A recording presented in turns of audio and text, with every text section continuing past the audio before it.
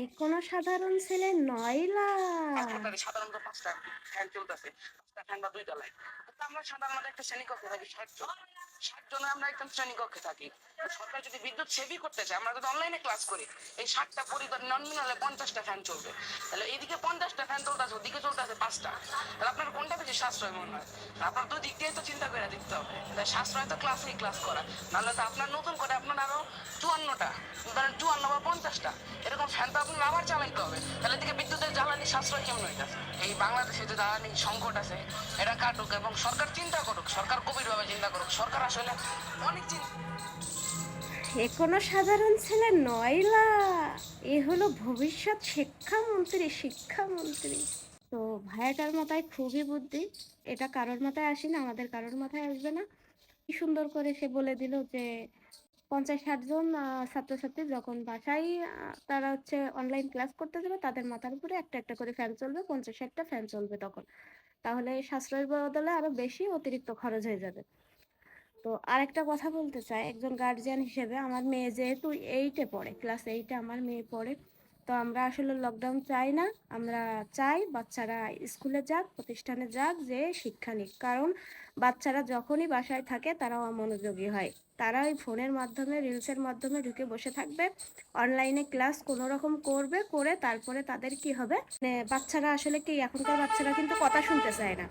তো বাচ্চারা যদি শিক্ষা প্রতিষ্ঠানে থাকে, শিক্ষার আয়তনে বা স্কুলে থাকে, স্কুলের আয়তনে থাকে, তখন কিন্তু বাচ্চারা অনেক কিছু শেখে, অনেক মেধা তৈরি করে। কারণ একটা জিনিস দেখেন, আমার মেয়ে অনেক সকালে ওঠে, 6টার সময় উঠে ফ্রেশ ট্রেশ হয়ে স্কুল ড্রেস একবার পরে এক জায়গায় প্রাইভেট পড়তে যায়। সেখান থেকে সেখান থেকে এসে তারপরে খাওয়া দাওয়া করে, খাওয়া দাওয়া করে আবার স্কুলে চলে যায়। তো স্কুল থেকে এসে আবার ফ্রেশ ট্রেশ হয়ে খেয়ে দিয়ে একটু রেস্ট করে বিকালে আবার প্রাইভেটে যাই। আর রাত্রিবেলা সারাদিনের যে স্কুলের প্রাইভেটের সেগুলো পড়া কমপ্লিট করে। তাহলে কি হলো, বাচ্চারা দেখা যাচ্ছে তাদের সর্বদিক থেকে ভালো হচ্ছে। তারা বাসা থেকেও বের হতে পারতেছে, স্কুল প্রতিষ্ঠানে যেতে পারতেছে, তাদের রেগুলারিটি মেনটেন করতে পারতেছে, তারা ফোনে এবং টিভির কাছ থেকে দূরে থাকতে পারতেছে। ঠিক আছে? তো আমরা চাই যে অনলাইনে ক্লাসটা না হোক, বাচ্চারা স্কুলে যাক। বাচ্চারা স্কুলে গেলে সব থেকে পড়াশোনায় বেশি মনোযোগী হয়। আর বাচ্চারা যখনই অনলাইনে ক্লাস করতে যাবে, বাচ্চারাও অমনোযোগী হয়ে যাবে।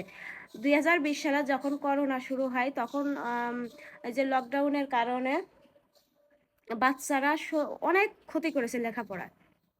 সেই যে পড়াশোনার ক্ষতি হলো, সেখান থেকে এই পর্যন্ত একটার পর বছর কি বছর যাচ্ছে চেঞ্জ হচ্ছে, বছর কি বছর যাচ্ছে চেঞ্জ হচ্ছে, এটা চেঞ্জ হচ্ছে, ওটা চেঞ্জ হচ্ছে। বাচ্চারা তারপর থেকে কিন্তু ভালো একটা আগাইতে পারেনি।